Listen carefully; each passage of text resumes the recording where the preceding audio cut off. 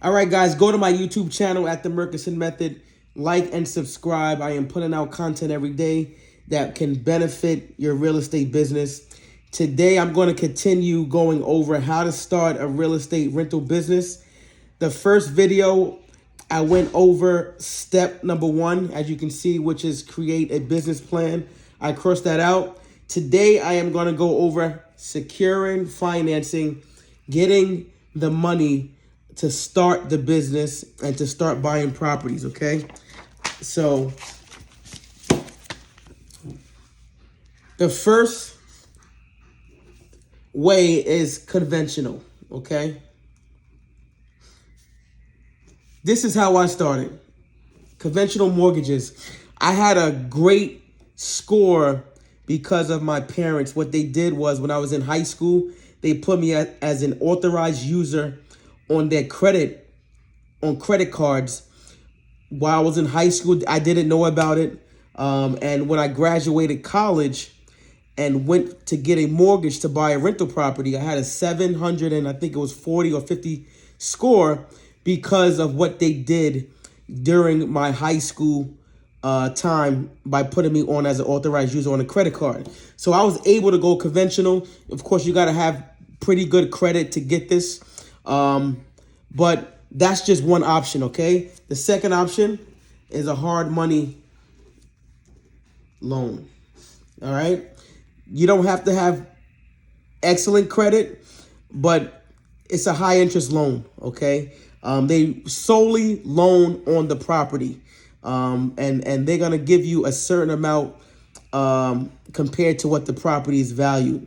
This is a great way to use money and get money fast, especially if you don't have perfect credit. It's a great option right here. I still use hard money loans to this day because it's a great tool to close on properties fast. The third one is partners. Okay, you can actually find partners that have money that may want to invest and get a good return on their money. You also can find partners that have good credit scores where they don't have to just use cash. You can use their credit to apply for loans and get approved for loans if your credit is not good. So partners not necessarily have to always have cash.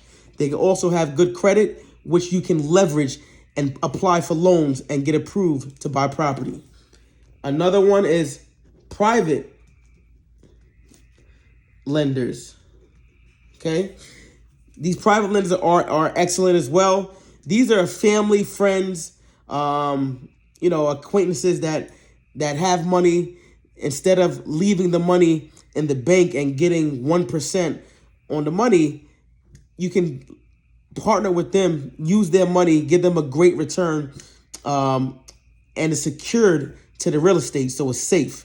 I use a lot of private lenders, and I give them a rate of 12% a year, which is unheard of, and they love it because they have a lot of money parked in the bank.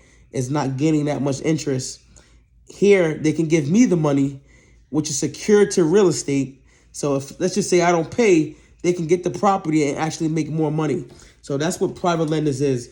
The fifth one, and this is my bread and butter right here, owner financing. I love this one right here. Okay, you don't have to have credit. You don't have to have a job. You just have to basically build a relationship, or you just basically have to ask when you are submitting an offer. Owner financing is excellent. That means the seller will act like the mortgage company here, and you pay them every month instead of paying a bank.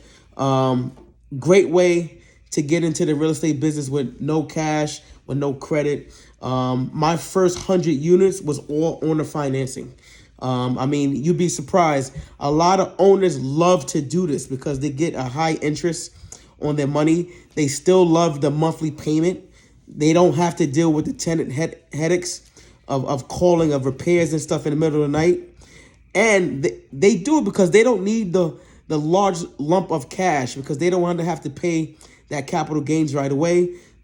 They don't mind taking it over time every month. It's kind of like a retirement plan. owner financing is very effective.